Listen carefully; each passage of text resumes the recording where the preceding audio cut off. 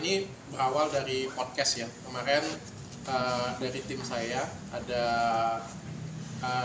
permintaan untuk podcast korban pelecehan seksual di bawah umur. Tadinya saya benar-benar nggak tahu, pas begitu jalan di podcast yang disampaikan oleh korban ini sangat kelewatan sih menurut saya ya.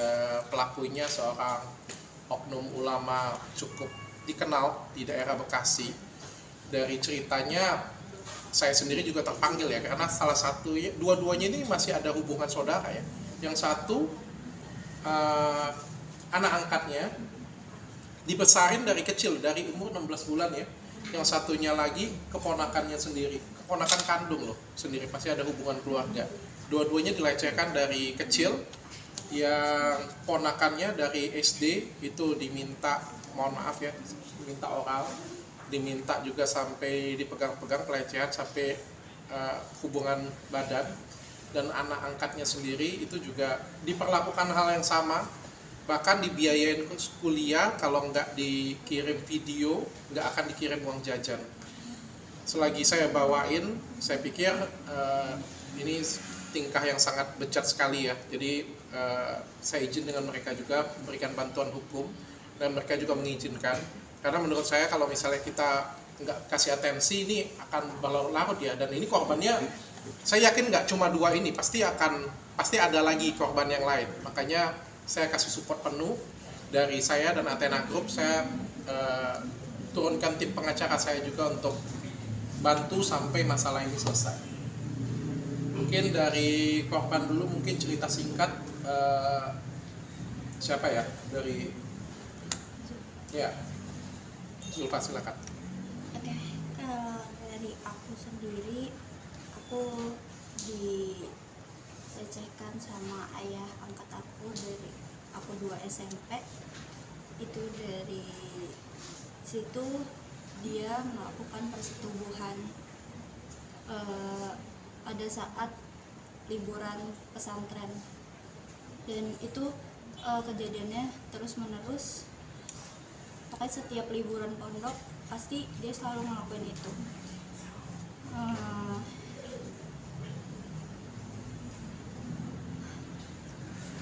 Dan terus berlanjut sampai aku kuliah dan sebenarnya pas aku selama ini tuh nggak tahu kalau aku anak angkat dari si pelaku ini. Cuma aku baru tahu itu pas aku naik kelas 2 SMA, karena itu juga tahunya ibu angkat aku mergokin aku lagi dicabulin sama si pelaku ini pas lagi tidur siang. Di situ aku baru tahu kalau aku tuh bukan anak kandung dari si pelaku. Itu dilakuin berturut-turut setiap liburan pondok dengan paksaan. Setiap dia mau ngelakuin kayak gitu, aku sebenarnya selalu nahan gitu, selalu menahan, selalu pegang badan aku supaya dia nggak bener-bener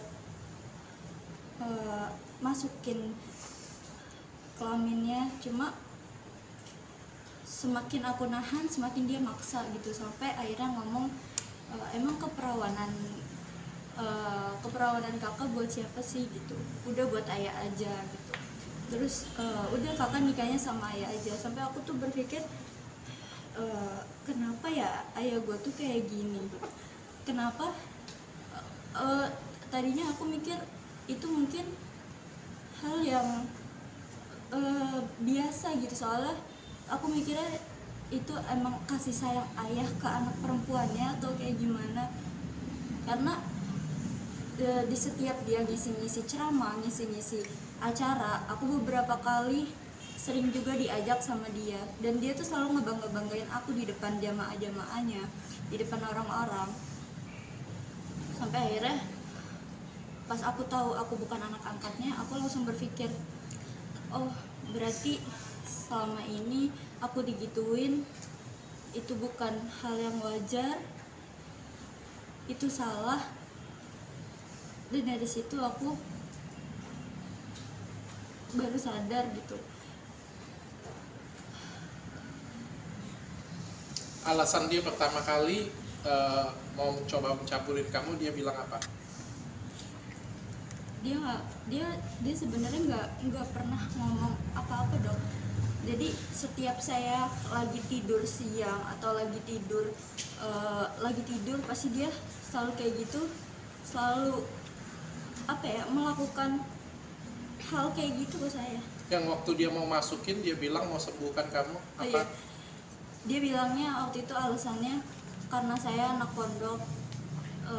Biasanya kalau anak pondok tuh ininya gatel-gatel gitu, kelaminnya tuh gatel-gatel, makanya dia alasannya nanti ayah obatin kelaminnya gitu. Saya kira mungkin ayah saya kayak gini, perhatian, peduli sama saya, makanya dia ngelakuin kayak gitu. Ternyata bukan cuma, sebenarnya nggak gatel-gatel ya, sebenarnya gatel-gatel Alasannya? cuma alasan aja gitu. Bahkan waktu udah ketahuan sama ibu angkat saya juga bilangnya hilaf, terus dia bilangnya tetap kayak gitu mau ngobatin kelamin saya yang gatel-gatel. Ini pelakunya diduga ya. Ini ketua forum alim ulama. Alim ulama loh. Iya, penjaga alim ulama. Ketuanya loh. Ketua umum. Kalau dia minta kamu sering minta video. Iya, sering minta video waktu aku udah memasuki kuliah. Jadi kuliah dia pisah tempat, dia sudah bersyukur banget, sudah kuliah itu pisah tempat tinggal, tapi setiap kali mau kasih jajan harus kasih video. Iya, pokoknya setiap dia ngirim transferan atau setiap aku yang minta uang buat keperluan kuliah, buat keperluan bayar kos, pasti dia selalu bilang, ayah aja ngirim transferan tanpa disuruh, masa kamu ngirim video harus ayah suruh dulu.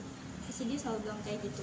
Dan sebenarnya bukannya aku nggak bisa nolak atau ngelawan, cuma beberapa kali aku sering banget alasan, terus beberapa kali aku sering bilang nggak kekirim videonya, atau bahkan beberapa kali aku juga sering bilang nggak bisa ya, aku lagi ada organisasi kampus atau rapat atau segala macam.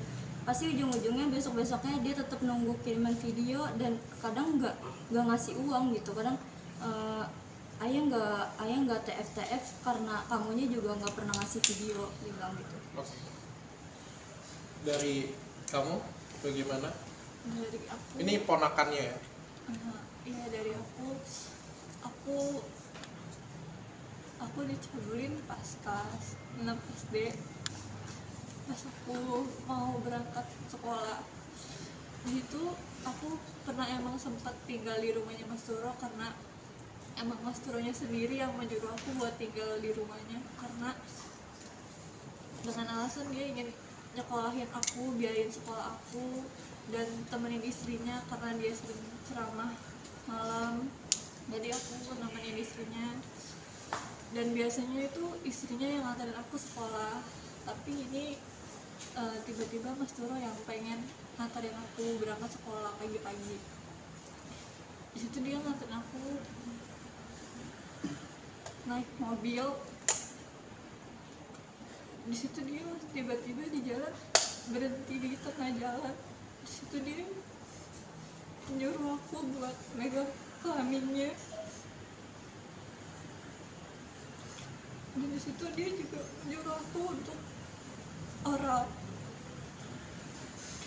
Di situ benar-benar aku nggak tahu kalau misalkan itu hal yang nggak baik, karena aku pun juga takut sama Mas Turo. Jadi aku tetap ngelakuin hal itu, dan dari situ hal itu terus berlanjut sampai aku kelas 1 SMP. Aku dilakukan persetubuhan dengan Mas Turo.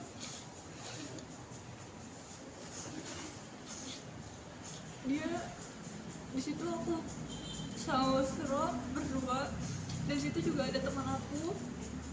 Dia mau ada teman aku buat pulang karena dengan alasan ingin pergi ke rumah nenek. pas aku udah rapi, temen aku udah pulang, ternyata dia nyuruh aku masuk ke kamarnya. Dan situ dia bilang, wah buka ya celananya.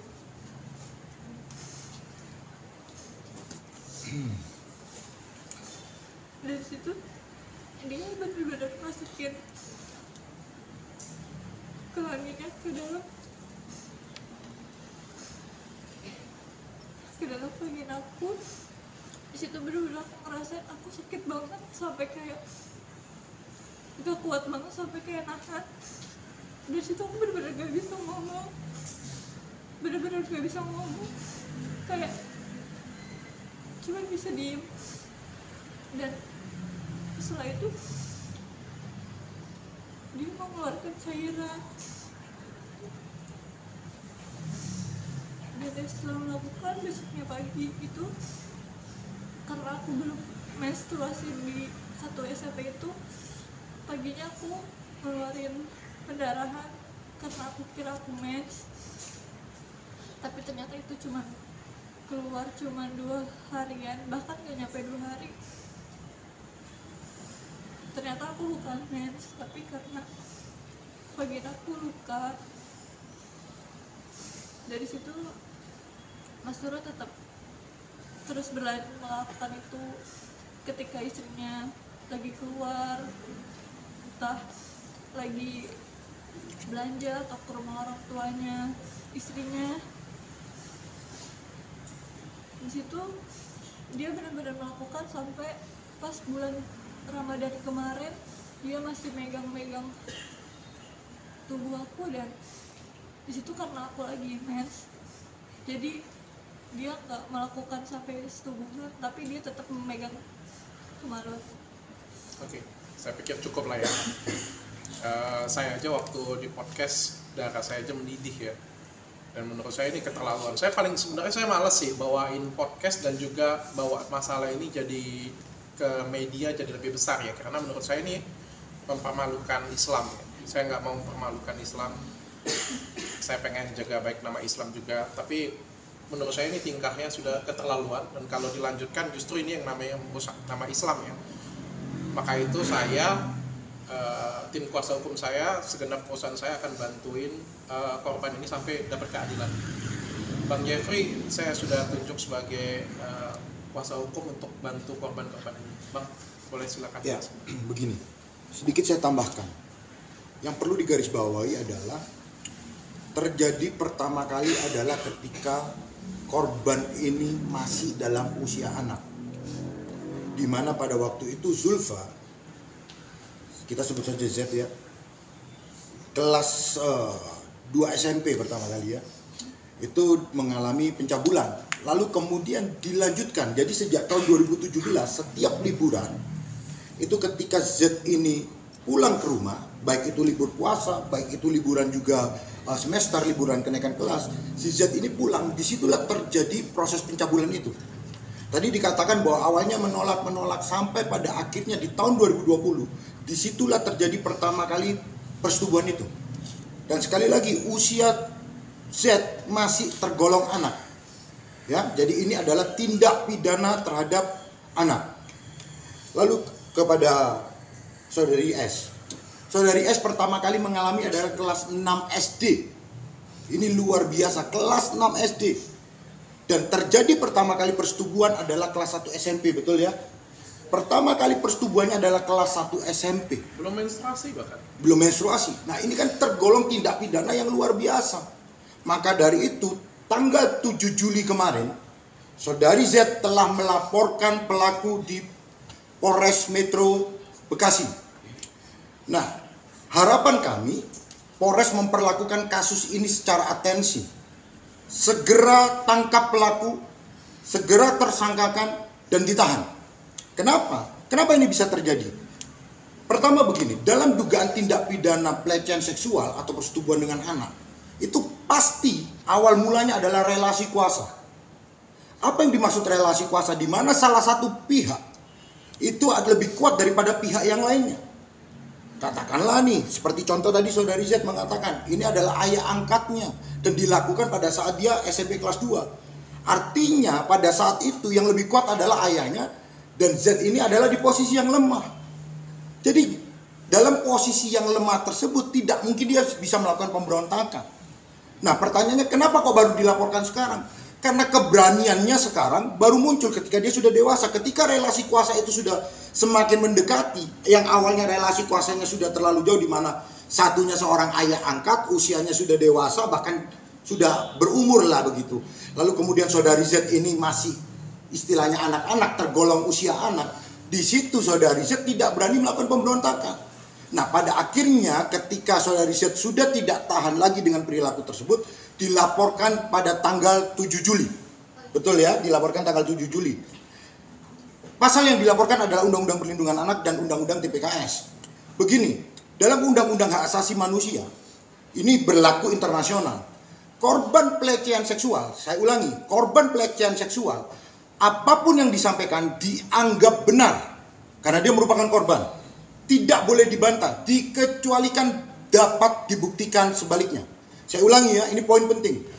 Dalam hak asasi manusia, setiap korban pelecehan seksual, khususnya perempuan dan anak, wajib dianggap benar. Jadi ketika dia berstatement apapun mengenai apa yang peristiwa yang dia alami, itu wajib dianggap benar.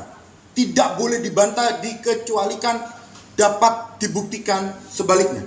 Nah, mengapa saya menerima perkara ini? Pada waktu itu Dr. Richard menghubungi saya, kita berdiskusi di situ. Ada beberapa bukti yang sudah ditunjukkan dan menurut kami ini sudah memenuhi unsur. Kenapa? Karena ada bukti chat-chat, walaupun bukti chat itu belakangan baru dia miliki. Kenapa? Karena pada waktu itu dia sudah berpikir dewasa. Untuk membuktikan peristiwa ini, bukti chat itu masih tersimpan sampai hari ini. Isi bukti chatnya apa? Permintaan video itu tadi seperti yang diceritakan. Nah, lalu kemudian kita kembali ke Undang-Undang TPKS nih. Dalam undang-undang jelas sekali dikatakan begini, bahwa dalam Undang-Undang Penghapusan Kekerasan Seksual itu, satu pelapor sudah cukup jika didukung alat bukti yang lain. Jadi tidak perlu ada saksi lain, cukup satu pelapor saja didukung dengan alat bukti yang sah lainnya. Apa alat bukti yang sah lainnya? Tentu ada visum di situ. Yang kedua ada psikologis forensik. Sudah diperiksa keduanya ya. Berdasarkan dua alat bukti itu, psikologis forensik dan kemudian ada visum et repertum dan keterangan korban sendiri, maka ini sudah bisa dinaikkan ke penetapan tersangka dan bisa dilakukan penahanan. Karena sekali lagi itu syarat yang diberikan oleh Undang-Undang TPKS. Artinya sejak awal peristiwa ini, tindak pidana ini, dugaan tindak pidana ini sudah memenuhi unsur sejak awal dilaporkan begitu. Lalu kemudian yang perlu saya juga garis bawahi di sini, kenapa kok saya dengan Dr. Richard mau membantu kasus ini? Sekali lagi, kami berdiri atas nama kebenaran. Mungkin mereka ini adalah orang-orang korban-korban yang tidak bisa mendapatkan akses keadilan secara langsung. Mungkin ada hambatan-hambatan karena sekali lagi namanya korban itu perlu kita support. Nah, pertanggal 24 Juli mereka berdua sudah menunjuk saya, tentu melalui Dr. Richard, menunjuk saya sebagai kuasa hukumnya. Maka dari itu saya meminta kepada Polres Metro Bekasi, sekali lagi baik itu kepada Bapak Kapolres yang terhormat, Bapak Kasat Reskrim, termasuk kepada penyidik unit PPA, kami minta perkara ini untuk diatensi. Segera tetapkan tersangka dan segera lakukan penahanan. Tujuannya apa? Mereka ini korban. Mereka tentu berharap pelaku segera ditahan. Kalau enggak, takut enggak sehari-hari ini? Kalau belum tahu nih, kalau katakanlah belum tahu bahwa pelaku ditahan, takut enggak? Ada ketakutan. Apa ketakutannya? Diancam dan Bisa beberapa kali diancam juga sih. Sudah ada ancaman juga. Maka dari itu kami meminta sekali lagi, demi kebaikan daripada korban, tetapkan tersangka dan segera lakukan penahanan. Karena menurut saya sudah memenuhi unsur, alat buktinya juga sudah memenuhi. Satu pelapor dan satu alat bukti sah lainnya, yaitu berupa visum dan berupa psikolog forensik. Mungkin itu dulu, Dok. Kalau dari saya, penutup aja dari saya. Kasus ini sudah saya ambil, saya bantu. Saya dan tim saya pokoknya semuanya bantu full. Jadi bagi siapapun di luar sana yang pengen intervensi, yang pengen ganggu, ataupun yang pengen menyakiti korban, baik dari adik Z ataupun juga S, kalau kalian berani melakukan intervensi, kalian akan berhadapan juga dengan saya. Jadi siapapun yang gangguin mereka, siapapun yang ngancam kalian, kasih tahu statement saya, mereka juga akan berhadapan dengan saya. Karena kasus ini juga sudah saya bantu full, penuh. Tanpa biaya, yang saya inginkan cuma satu, mereka berdua dapat keadilan yang benar-benar. Itu aja. Oke, boleh bertanya.